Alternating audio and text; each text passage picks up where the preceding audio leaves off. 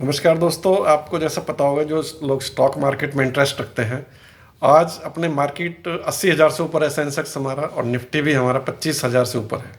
काफ़ी अच्छी market growth चल रही है और निफ्टी लगभग लाइफ टाइम हाई के नज़दीक है और सेंसेक्स भी हाई के आसपास चल रहा है। आप देखेंगे कि पिछले कुछ टाइम में बहुत पैसा कमाया है। कहाँ पे सेंसेक्स 55,000 के आसपास था, धीरे धीरे धीरे धीरे बहुत शॉर्ट टाइम के अंदर ही वो 80,000 आ गया है। सेम निफ्टी है 22, 23, 21 के आसपास से शुरू होकर 25,000 प्लस में है। तो ऐसा क्यों हो रहा है, क्या रीज़न है? तो इसमें बहुत सारे फैक्टर्स काम कर रहे हैं। ग्रोथ है, अच्छे स्टॉक्स हैं, इंडिया स्टोरी है जहाँ पे पैसा बन रहा है। बट हमें आम निवेशकों के लिए अगर मैं बात करूँ तो हमें ये देखना चाहिए कि जब हमने स्टॉक खरीदा है वो अच्छा स्टॉक खरीदें। पहली बात तो यही है।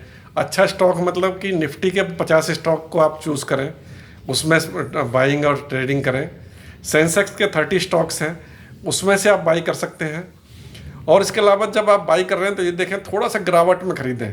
कभी भी हाई पिच पे ना खरीदें, उसको हाई स्केल पे ना खरीदें। मार्केट में करेक्शन हमेशा होता है, 1,000, 2,000, 3,000 पॉइंट का करेक्शन है तो उस टाइम आप परचेज करें।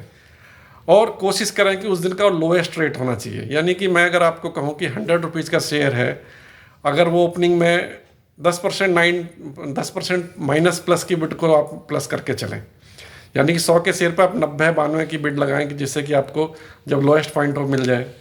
उसके बाद सेल करना है तो 100 वाले शेयर को 110 की बिड पे लगा के चलें आप। तो अगर सेल होगा तो 110 पे होगा और परचेज होगा तो 90-92 पे मिलेगा। यानी कि आपको 20% के गैप पे चल रहे हैं आप।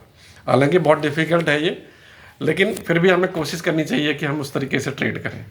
तो मैंने जो अभी तक बताया आपको, निफ्टी के शेयर्स को और सेंसेक्स के शेयर में ही ट्रेडिंग करनी चाहिए, क्योंकि वो ब्लू चिप शेयर्स हैं और बहुत अच्छी सी कंपनी के शेयर्स हैं।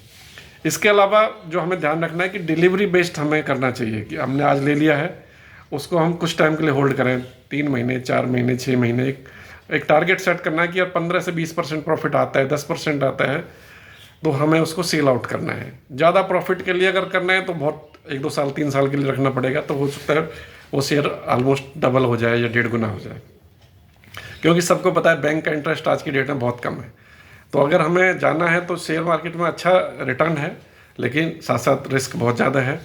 तो आप अगर डिलीवरी बेस्ड करते हैं तो आई थिंक दैट्स बेटर।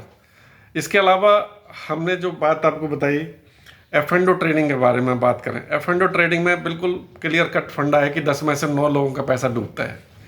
अगर आपको बहुत अच्छी नॉलेज है तो F&O के बारे में आप सोच सकते हैं कि वहाँ पे हम लोग जाएं, और वहाँ पर भी आप कोशिश करें। अगर बहुत बहुत आपका दिल अच्छा है कि मेरे को ट्रेडिंग करनी ही है, कई बार मैं देखता हूँ बहुत सारे लोग उसमें पैसा कमाते हैं, लेकिन 10 में से 9 लोग पैसा लूज़ भी कर जाते हैं। ये भी हमारा मतलब बहुत ही कड़वा सच है। तो उसको अवॉइड करने के लिए क्या है कि आप बाई करके चलना चाहिए। मुझे जो लगता है कॉल पुट के हिसाब से हम परचेज करें तो आपके पास काफ़ी टाइम होता है उसके हिसाब से निकलने या एग्जिट करने का या सेल करने का। तो कॉल पुट करते हैं, बाई आपने कर रखा है तो आपके पास 1-2 महीने के हिसाब से आप परचेज करें, नेक्स्ट मंथ कर लें, 60 डेज से ज़्यादा कर लेते हैं तो बहुत रेयर अच्छे चांसेज है कि आप उसमें थोड़ा पैसा बना पाएँ। इसके बाद अगर हम बात करें तो अगर जो नए इन्वेस्टर्स हैं उसमें अगर हम चाहते हैं तो IPO को आप चाहें तो उसमें इन्वेस्ट कर सकते हैं, क्योंकि IPO जब जनरली होता है थोड़ा सा प्रॉफिट पे ही लिस्ट होता है, वो बहुत कम चांसेस हैं कि उसमें लॉस हो। लेकिन उसमें भी ध्यान रखना, जब लिस्ट होता है तो जस्ट मॉनिटर करना है कि आपका जो 100 रुपये का शेयर है 120-130 पहुँचा है तो आप कोशिश करें निकल जाएँ 30 रुपये का प्रॉफिट लेके। अगर आप चूक जाते हैं तो धीरे धीरे क्या होगा, वो शेयर डाउन आ जाता है। बहुत कम चांस होते हैं कि 100 वाला शेयर 200 तक पहुंच जाए, बट उसमें बहुत सारे लॉक इन पीरियड्स होते हैं। इन्वेस्टर्स जो ऑलरेडी एंकर इन्वेस्टर निकल रहे होते हैं, तो उस पर ध्यान रखते हुए हमें ये काम करना चाहिए कि भाई हम लोग लगाएं। लेकिन मोटा मोटी मैं देखूं तो उसमें लॉस नहीं होता है।